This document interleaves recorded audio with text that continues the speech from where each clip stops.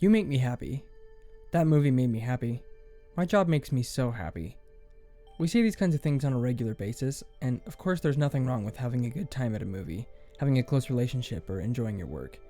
But the fact that we use the phrase blank makes me happy is a powerful indicator as to how we as a human race have learned to pursue happiness. If you think about it, trying to feel good is pretty much the main motivation behind almost everything we want and everything we do. When we want to eat, we don't want to eat for the sake of eating itself. We want to eat because it makes us feel good. We eat, sleep, play, acquire possessions, form relationships, and do pretty much everything we do because we think that it will make us feel good. Now, this is a topic that's been on my mind for quite a while now, because I think there's a lot of us out there that are going around trying to be happy, but we're doing it in ways that will only lead to more suffering. So here I'm going to share what I think is one of the biggest mistakes we make when we're looking for happiness, and that's looking for happily ever after in something outside of ourselves. Oftentimes, we pursue things outside of ourselves, thinking that they somehow have the power to make us perpetually happy. Now, we probably don't think this consciously, but a lot of times we think it subconsciously. One example is how we approach relationships. Often we look at people that we want to have relationships with as potential saviors, people that will rescue us from the mundane and the undesirable in our lives. You can tell that we think this because of how romantic relationships are portrayed in our literature, music, movies, and other kinds of media. Someone can make the argument that just because we see something in a movie doesn't mean that we believe it, but make no mistake. Movies, as well as all other media, at the end of the day are a business. Businesses profit only if there's a demand for what they're selling. Therefore, if a movie is successful, it's because we're providing a demand for it. We want it. That means there is at least some part of us that believes a romantic relationship will save us, or at least wants it to be true. Long story short, it's a natural human tendency to think that a perfect relationship will make us happy. And of course, a good relationship can bring a lot of joy into your life, but it won't make all your problems go away. In fact, for all the joy that certainly does come with them, close relationships introduce a lot of new problems into your life as well. There are lots of great things about a close relationship. Fun time spent together, feelings of intimacy with somebody else, the feeling of partnership and mutual attraction with another person.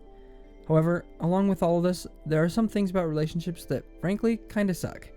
Inevitably, there will be hardships, arguments, and hurt feelings, as well as, and may this not be forgotten, a lot of just boring, mundane, normal life stuff, which can be a hardship in and of itself.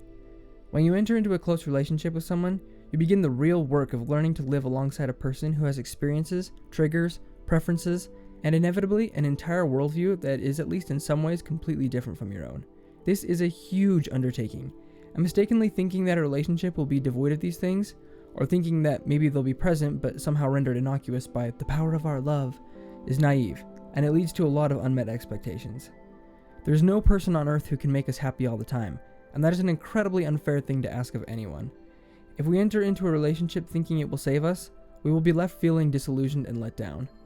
Frankly, there's no thing on earth that can be expected to make us feel happy all of the time, and there are a lot of different angles that you can take to explain why this is the case, but I thought that for today I would explore this issue through the lens of how our brains process pleasure. Now, as you guys hopefully know by now, I am not a scientist, I'm not a neurobiologist, I'm not really a professional anything. This channel has always been nothing more than a place for me to compile a bunch of things that I'm learning about in a way that's hopefully easy to digest, and can provide sort of a jumping off point for people to study them and learn more about them if they want to. So just know that I don't have any sort of degree in brain chemistry, all of this is just coming from people who do, and who are a lot smarter on the subject than I am. Now, feeling good is a really important evolutionary principle, because it's the pursuit of feeling good that causes us to eat, sleep, reproduce, find shelter, and in short do whatever needs to happen in order to ensure our survival. And all this is regulated largely by dopamine. Now, one important thing to understand about dopamine is that it's not just about experiencing pleasure, it's about experiencing motivation. You can actually enjoy something without releasing dopamine. Dopamine, more than anything, looks forward. It's what makes it feel good to move in the direction of something you want. It's about the anticipation of a pleasure. The next thing to understand is that your brain has two important dopamine levels to keep in mind: the peak levels and the base levels. Peak levels of dopamine are the extreme highs and lows that you reach when you experience things that are either extremely pleasurable or extremely painful. But your baseline level of dopamine is sort of the level you hover at during the normal day. Now, here's the interesting thing about dopamine baseline. You would think that repeatedly engaging in behaviors that bring you pleasure would tend to raise your dopamine baseline overall. But interestingly enough, this isn't the case. In fact, the opposite is true. This is because your brain doesn't have an endless supply of dopamine to release whenever you want it. In fact, your brain can only release that dopamine which is ready to be released, called readily releasable dopamine.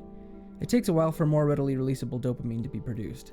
This is why after having an incredibly stimulating or enjoyable experience, everything for a little while afterward just seems a little bit drab. It's kind of like the brain uses up all the dopamine in one big blast, and consequently has to get by on less for a little while, until production can catch up.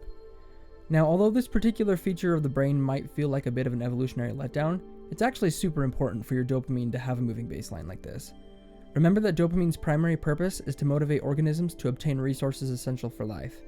If you stayed satisfied after eating one good meal, there would be no motivation for you to go out and get another one. But even though this dopamine baseline is important for our survival, it does come with a somewhat unfortunate side effect, and you can probably see where this is going. Our dopamine's moving baseline, and the tendency of that baseline to move opposite to the peaks, means that it is physiologically impossible to feel good all of the time. In fact, repeatedly trying the same things in order to feel good actually leads to feeling worse, because repeatedly trying to achieve these dopamine highs leads to diminishing returns. This is why people that use dopaminergic drugs often have to use more and more of the drug in order to achieve the desired effect. Now, luckily, there are some ways to increase your dopamine naturally without the characteristic crash that follows things like drug use and the consumption of sugar, but here's the thing. I am pretty much out of time with this video if I'm going to keep it anywhere near my target length. So what I'm going to do is release a part 2 of this topic next week. This next video will be primarily focused on ways to naturally increase your dopamine, and I'm going to draw from Taoist principles augmented with verifiable scientific research. So if you want to see that, I would recommend hitting that subscribe button so you don't miss it. Plus, you doing that would give me a nice little dopamine hit, so, you know. Anyway, with that said, thanks for watching. Peace and blessings.